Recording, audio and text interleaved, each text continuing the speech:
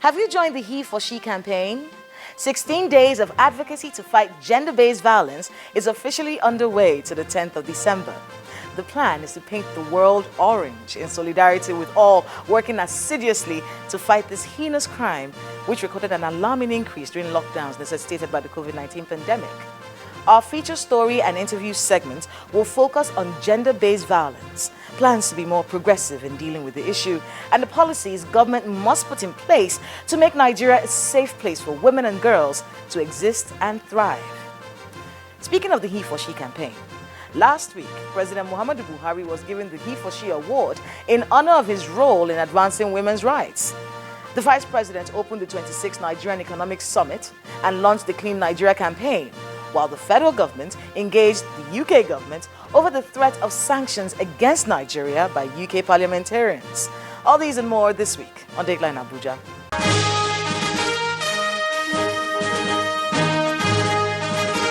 Hello and welcome to Dateline Abuja. I am Kayla Magwa. With the 16 days of advocacy against gender-based violence, we have quite a lot to get to. So let's kick off the show, as we usually do, with our summary of happenings in the presidency right here in the nation's capital. President Muhammadu Buhari is restating the commitment of his administration to end violence against women and child marriage, while promising to do more to boost girl-child education in the country. The president made the commitment while receiving the representatives of women across the country, led by the Minister of Women Affairs, Dame Pauline Tallen, who conferred on the president the He for She award. It is important that the ongoing constitutional review processes at all levels institutionalize accountability mechanisms and frameworks in the implementation of the national gender policy and the use of gender disaggregated data for planning. In addition, at the global level, we will show our firm commitment to bring an end to the rise of violence against women and girls by supporting the chair of the African Union President Cyril Ramaphosa of South Africa in his call for a treaty to end violence against women and girls at the African Union Summit in February next year. President Muhammadu Buhari has commissioned the Ibigwe Modular Refinery with an assurance that Nigeria will soon become a net exporter of petroleum products. During the commissioning of the 5,000 barrel per day refinery in Ohaji Egbema local government area of Imo State, President Buhari, who carried out the exercise virtually, says he's happy a modular refinery was coming on stream years after licenses were giving out. Aside the main goal of ending open defecation across the country, Vice President Professor Yemi Osinbajo says the federal government is prioritizing the Clean Nigeria campaign as its success contributes to key initiatives, including enhancing social inclusion, poverty reduction, business growth and entrepreneurship, greater access to quality education, and affordable healthcare, among others. Professor Osinbajo said this when he virtually joined a ceremony to mark the first anniversary of Clean Nigeria, Use the Toilet campaign. Vice President Professor Yemi Osinbajo also opened the 26th edition of the Nigerian Economic Summit. Speaking on behalf of President Buhari, the Vice President says public and private sectors must work together to transform the economy. Speaking virtually, he adds that the government is committed to working in synergy with the private sector to foster equitable growth and underpin national development. It goes without saying that partnerships remain essential to attract the resources for building a solid national infrastructural base. Meanwhile, the federal government is making a vow to exit the latest economic recession by the first quarter of next year. Speaking at the Nigeria Economic Summit, the Minister of Finance, Budget and National Planning, Mrs. Zainab Ahmed, explains that Nigeria's case is not exceptional as it toes the line of other countries, insisting that the recession is a result of the COVID-19 pandemic. While the economy has entered into recession in this third quarter, the trend of the growth suggests that this will be a short-lived recession, and indeed, by the fourth or at worst the first quarter of 2021, that the country will exit recession. The meeting between the federal government and the organized labor over the recent hike in the pump price of petrol and electricity tariff has been adjourned till Monday, November the 30th, 2020. This is to enable the federal government do a proper consultation on the pump price of petrol, with labor insisting on the reversal of the price.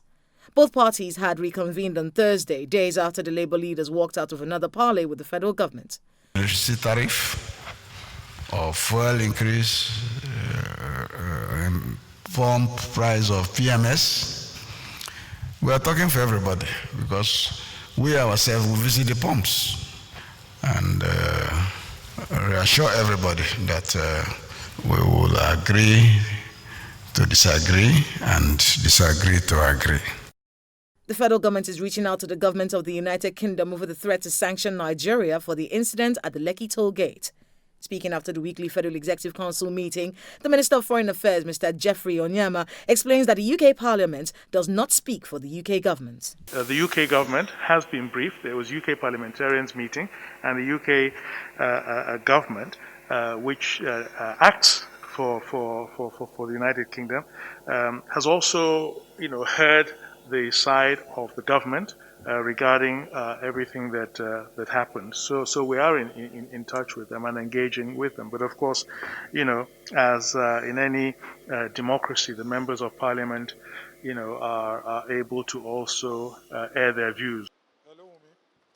The Supreme Court has dismissed an application filed by Shell Petroleum Development Company of Nigeria Limited, seeking to set aside a January 11, 2019 judgment of the court upholding 17 billion naira damages awarded against the oil company.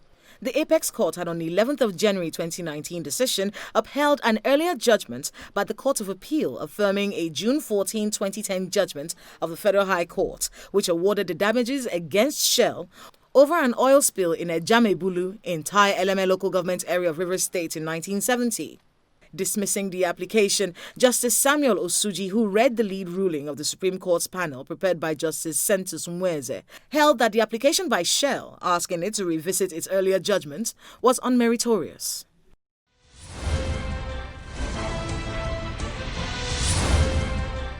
Welcome back. Since the last time we spoke about sexual and gender-based violence on the program, we got quite a few reports of how endemic the problem has become. With people losing jobs all over the country, this recession, the continued strike by the Academic Staff Union of Universities, the hike in fuel price and electricity tariff, there's a lot of frustration out there. Now, while these issues are being addressed, what can be done to protect victims of gender-based violence in the long run? The FCT administration is taking a step forward by commissioning an actual sexual assault referral center. Take a look. What's your problem? You are very stupid. I think you're very stupid. I will come with you. Are you mad? I know where you go. I think you're very stupid. Take her. Go with her. Go. I said go.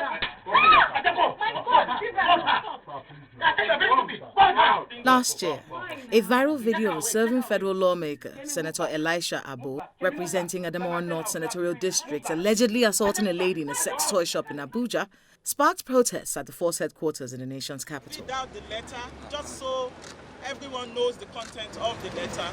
The lawmaker was subsequently arrested, charged and convicted. He was ordered by the FCT High Court to pay 50 million naira to the complainant, Mrs. Osimibi Bra Warmate. Thank you.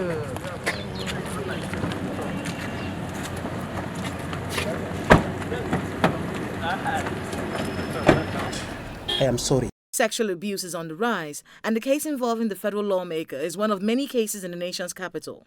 The earlier restrictions placed on travels, partial and full lockdowns enforced to curtail the spread of the COVID-19 virus showed a spike in cases of sexual abuse across the country, including the Federal Capital Territory. Incidents of rape, sexual assault and spousal abuse spiked within the period. According to the FCT Sexual and Gender-Based Violence Response Team, 105 incidents were recorded between March and May of 2020, an average of 13 incidents per week, which is double the usual 5 to 6 incidents per week recorded in the pre-COVID-19 era. Recent reports and trends have shown that the rate of sexual violence, especially rape in Nigeria, is on the increase. According to a poll conducted by No Police in July 2019, 1 in every 3 girls would have experienced at least one form of social abuse by the time they reach 25 years. At the height of the COVID-19 pandemic, the Nigerian police reported that it received a total of 717 cases of sexual assault between January and May 2020. Many cases of sexual assault are underreported. Victims are oftentimes reluctant to report for fear of the social stigma associated with rape and survivor blaming. Even cases reported most times are poorly prosecuted due to lack of evidence to prove rape. More so, there are limited facilities to provide victims with necessary medical assistance. This is the first sexual assault referral center in the nation's capital. It's situated in the Buhari Area Council, and it will provide an opportunity for victims of sexual violence to make formal reports to the authorities to take action. We came up with the approach of establishing the sexual assault and referral centers. And basically what they are supposed to do is, one, to provide confidential, private and client-focused services to victims without blaming them, but also believing their stories, which is quite key in terms of resolving the issues that affect each victim. To provide them with immediate medical treatment, to provide forensic examination that will be done by qualified doctors, nurses and medical personnel that will be used as evidence in court. You've heard what Dr. Osagi said. Sometimes the reports are prepared in such a way that when they go to court, the cases are thrown away. There is a certain way medical reports to be presented in court are supposed to be prepared before they will be accepted in evidence. The other thing that we do is to help in contacting law enforcement agencies to ensure that they carry out investigation and they provide support to the victims. Of course, we also provide counseling in these centers. The reason why that in the European Union, you've seen my ambassador and my colleagues are here, we consider sexual and gender-based violence and also SARC, sexual assault referral centers, as a key and determinant tool in the fight against sexual and gender-based violence. It remains one of the priorities of the EU because we believe that it's a threat and there are challenges. These are challenges that affect so many people around us, so many women, so many young people that we know, or that our colleagues or friends know. We also know that SGBV has concrete consequences. It has concrete consequences in terms of the violence, in terms of development, in terms of social cohesion, and basically, ultimately, it prevents society and our communities from thriving. We have committed significant resources in the fight against SGBD in Nigeria, both technical and financial resources. But here I would also like to add that the EU is particularly proud of this support. So it goes beyond technical and financial support, it's also about moral support. However, on a brighter note, the National Agency for the Prohibition of Trafficking in Persons has convicted some offenders under its new National Sexual Offenders Register.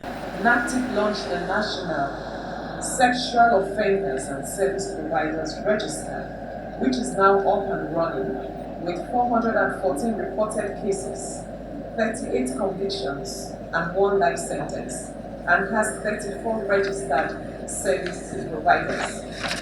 The register is a documentation of cases reported, arraigned, or convicted cases of sex violations as defined in the VAP Act of 2015.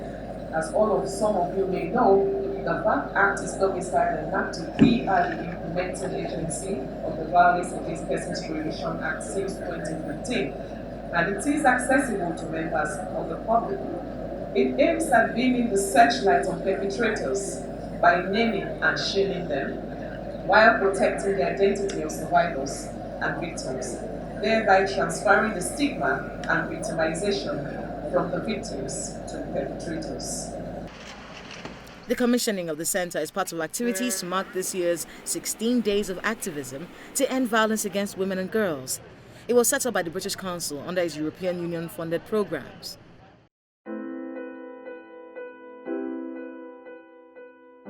While sexual assault referral centers are good, my guest on the program insists the government must do more to protect victims of gender-based violence, especially women and girls in this country.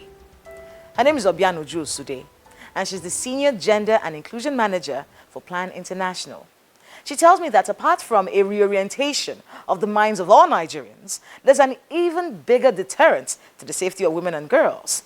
Funding, funding, funding.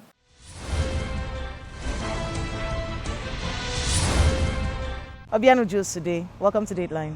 Thank you very much. I think one of the things organizations like yours have to deal with is cooperation from government and policies of government that would, enhance the work that you do. Recently, the federal government actually launched this National Data Situation Room on sexual and gender-based violence. How much impact do you think this would have on, fighting to end sexual and gender-based violence in the country? I think it will have a major impact because data has been one of the major challenges we've had in the fight against gender-based violence. Because in order for governments, for decision makers, for programming staff to make decisions around the needs of those who have faced gender-based violence, data is very important. It guides budgeting. It guides the kind of services that needs to be provided. And before now, we'd relied heavily on two data sources, the National Demographic Health Survey and the multiple indicator cluster surveys. But then we found out that these two sources did not cover gender-based violence and the diverse forms of gender-based violence that existed in the country. So when it comes to decision making, stakeholders were hindered. So we feel that this is quite a laudable initiative by European Union and the United Nations Spotlight Initiative, working with the Federal Ministry of Women Affairs, because coming together, they've been able to put this in place. What it does is that it's going to guide us towards a more responsive and a more inclusive strategy in addressing issues around gender-based violence. When the lockdown started, we saw it was a scary spike and it wasn't just in Nigeria, in the numbers of people who were victims of gender-based violence. Not just in Nigeria. In fact, in many parts of the world, they came up with different short codes. You would call a pizza place or something, and then you would, they would give out a code. You'd say you wanted the special. That would mean that you wanted the police to come and save you from the person. If you said you wanted pepperoni on it, that would mean that the person is in the room. Are you worried, first of all, because there's still many people who are out of work because of the COVID-19 pandemic, and a lot of them are still having to live with their abusers in the house? Is there something that you're doing differently to address the situation? I think with the COVID-19 pandemic and the lockdown that followed, one of the things that it did, it created like a shock within the system. And by creating a shock within the system, it unearthed a lot of inequalities that existed that we felt that by now we should have overcome. And it also presented an opportunity whereby people started adopting negative coping mechanisms, where people relied on physical violence to cope with some of the mental challenges, the frustrations that came with the pandemic. But then it also presented an opportunity for us to look at our protection system. What are we doing well? What are we not doing well? It emphasized the importance of making protection issues a priority, because initially in the response, it wasn't considered a priority. It wasn't considered one of the essential services. So what it has done now is that we have to start discussing issues around gender equality, issues around gender-based violence, not as an add-on, but a cross-cutting issue, a major priority issue when it comes to national discourse. Because we had people who faced harm because the system wasn't ready to respond, given the new challenges.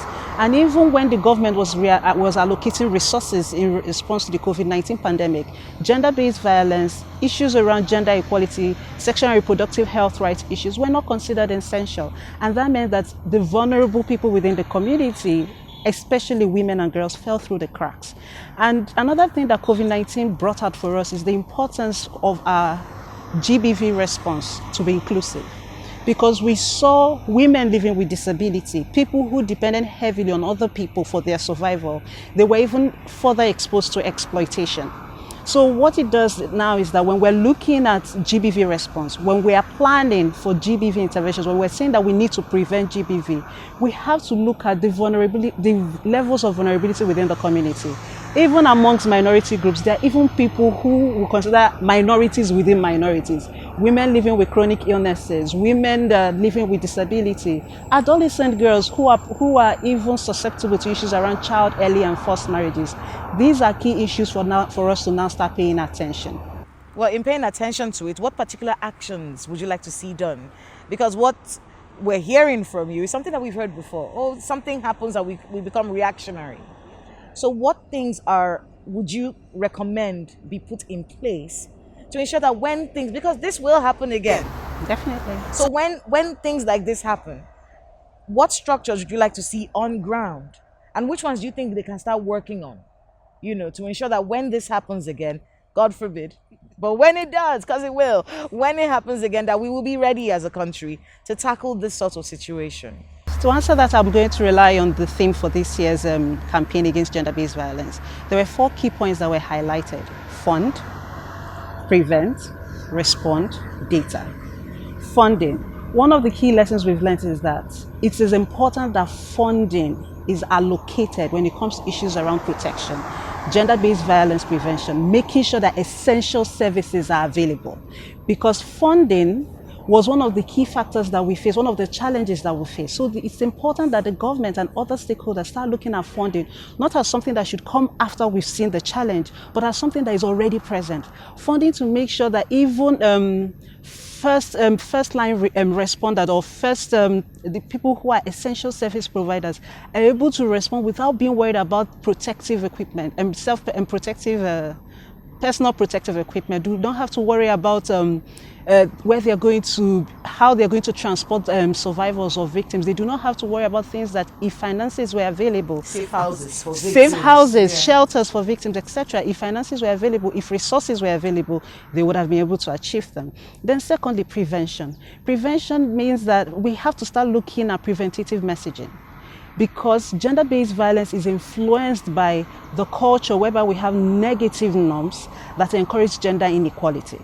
It's about people's willingness to accept gender-based violence, and that is what we need to do. We need to create a culture shift. We need to look for a new norm. We need to advocate for new norms, new ways of doing things, new ways of looking at equality. Not just equality as talking about everybody having equal opportunities, but equality by looking at those intersecting identities that also contribute to people's vulnerabilities when it comes to violence.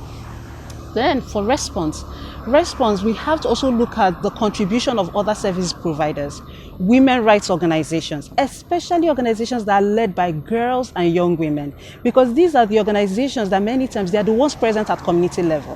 When their capacity is strengthened, when adequate support is available for them, they are able to reach women and girls, especially in hard to reach locations.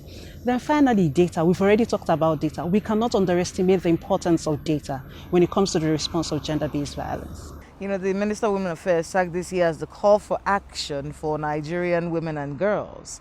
In your assessment, you have to deal with this every day. This is your life, What should the government be doing, to improve the situation of women and girls in the country in general, just to make Nigeria a better place for women? What can they be doing differently? First, we would like to see women and girls as active drivers of change in issues concerning them. We need to see women and girls as those decision-making platforms, because you can't really make a decision about issues that do not affect you. It's important to hear their voices, and not just hear their voices, for their voices to be recognized. Currently, the Nigerian government, we're working on the national gender policy. This presents an opportunity for us to impute many of the lessons learned over the years. What have we learned? What has COVID-19 taught us? And what can we make sure that we put into that policy to ensure that the needs of every woman and girl is adequately protected? Fabiano Jules today. Thank you so much for being with us on Dateline Abuja. Thank you so much for having me.